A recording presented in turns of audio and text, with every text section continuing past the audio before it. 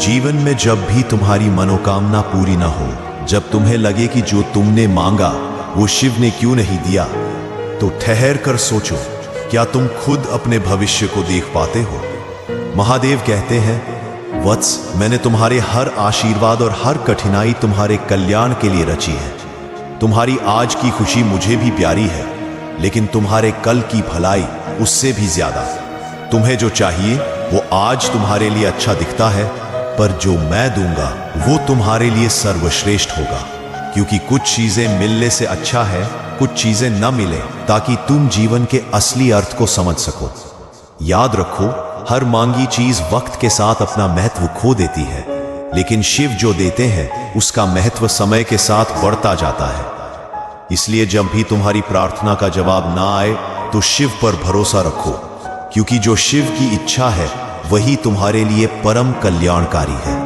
कुछ चीजों का न मिलना भी वही शिव कृपा है, और जो शिव कृपा को समझ लेता है वही इस जीवन में अडिग और अजय बन जाता है। क्यों सोचता है कि तेरा कोई सुनता ही नहीं? क्यों हर बार यह पीड़ा पाल लेता है कि तेरी पुकार आकाश में खो जाती है? जान ले, महादेव का दरबार मौन हो सकता है पर कभी बहिर नहीं। तेरे हृदय की सबसे गहरी आह, सबसे छुपी वेदना और सबसे शांत प्रार्थना तक उनकी ध्वनि तक पहुंचती है। अगर तू समझ रहा है कि तेरे दुख को किसी ने नहीं देखा, तो यह तेरी भूल है। महादेव तेरे हर आंसू को गिनते हैं, तेरे हर घाव को जानते हैं। महादेव कभी किसी भक्त के साथ अन्याय नहीं करते। हाँ, कभी उत्तर देर से मिलता है, कभी राह लंबी लगती है, पर क्या तू जानता है क्यों? क्योंकि हर साधक को पहले अग्नि परीक्षा से गुजरना पड़ता है। यह परीक्षा तुझे तोड़ने के लिए नहीं होती, यह तुझे गढ़ने के लिए होती है। जैसे कच्चे लोहे को तपाकर ही शस्त्र बनाया जाता है, वैसे ही साधक को संकट में डालकर ही महादेव उसे अडिग और अजेय बनाते हैं। समझ, तेरी प्रतीक्षा ही तेरा संबल है, तेरे आंसू ही तेरा शुद्धिकरण है। महादेव तेरे कर्मों का लेखा जोखा रखते हैं, और समय आने पर वही देर तुझे विजय में बदल देती है। अब तू व्यर्थ मत सोच, यह मत मान कि तेरी पुकार अनसुनी रह गई। महादेव ने तेरे हर शब्द को सुना है और तेरे लिए योजना बनाई है। समय चाहे कितना भी भारी हो, परिस्थिति चाहे कितनी भी कठिन हो, महादेव की छाया में तू अजयी है।